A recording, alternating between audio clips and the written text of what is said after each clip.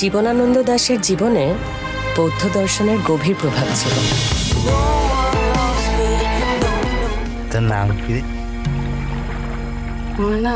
হ্যাঁ, ঈদুল আজহায় মুক্তি পায় ৮টি নতুন সিনেমা। মুক্তির পর থেকেই সিনেমাগুলো নিয়ে দর্শকদের মধ্যে চলছে মিশ্র প্রতিক্রিয়া। ঈদের তৃতীয় সপ্তাহে এসে কিছু সিনেমা দর্শক হারিয়ে পিছিয়ে পড়লেও কয়েকটি চলচ্চিত্র দেশ ছাড়িয়ে সাড়া ফেলছে আন্তর্জাতিক অঙ্গনেও।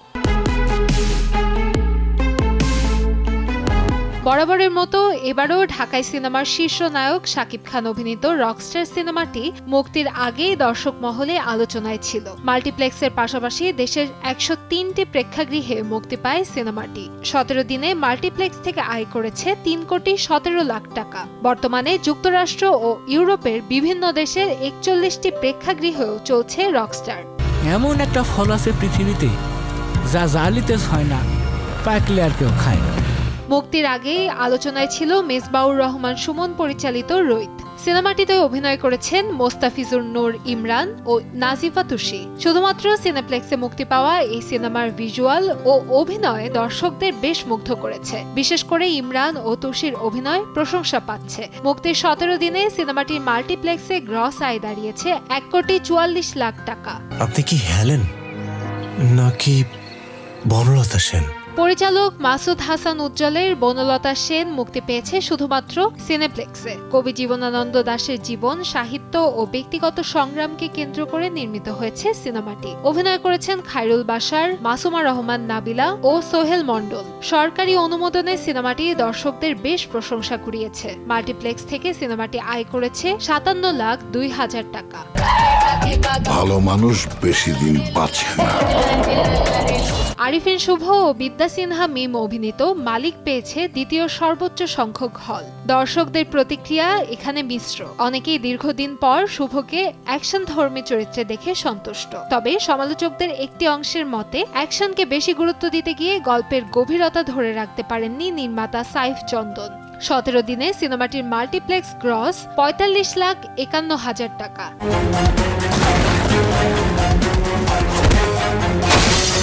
কাজী আনোয়ার হোসেনের জনপ্রিয় স্পাই থ্রিলার চরিত্রকে নিয়ে নির্মিত মাসুদ রানা পরিচালনা করেছেন সৈকত নাসির। সিনেমাটি যেমন প্রশংসা পেয়েছে তেমনই পড়েছে সমালোচনার মুখেও। বিশেষ করে গল্পের অসামঞ্জস্যতা এবং এআই ব্যবহারের কিছু অংশ দিয়ে সামাজিক মাধ্যমে ট্রোল দেখা গেছে। অন্যদিকে প্রচারণায় নির্মাতা ও শিল্পীরা সক্রিয় থাকলেও দেখা যায়নি নায়িকা পূজা চেরিকে। মাল্টিপ্লেক্সে সিনেমাটির আয় ১৪,২৬,০০০ টাকা।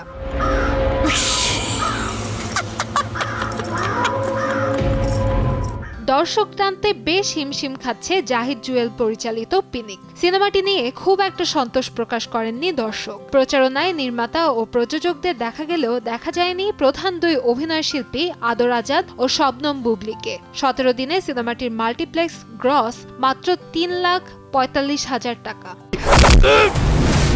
তোর এই পাপের সাম্রাজ্য ধ্বংস করার জন্য আমি বাদশা একাই যথেষ্ট।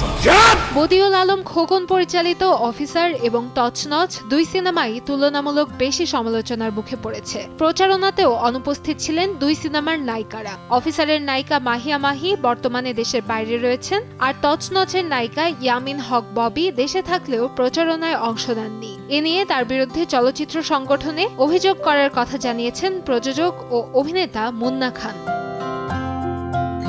এদিকে মুক্তির ১৭তম দিনে এসে মাল্টিপ্লেক্সে প্রথমবারের মতো প্রদর্শিত হচ্ছে তছনছ। সেদিন একটি সিনেপ্লেক্সে সিনেমাটির মাত্র ২টি শো চলেছে, যেখানে দর্শক ছিলেন মোট ১৫ জন। কান্তাময়ী স্নেহা, সময় সংবাদ, ঢাকা।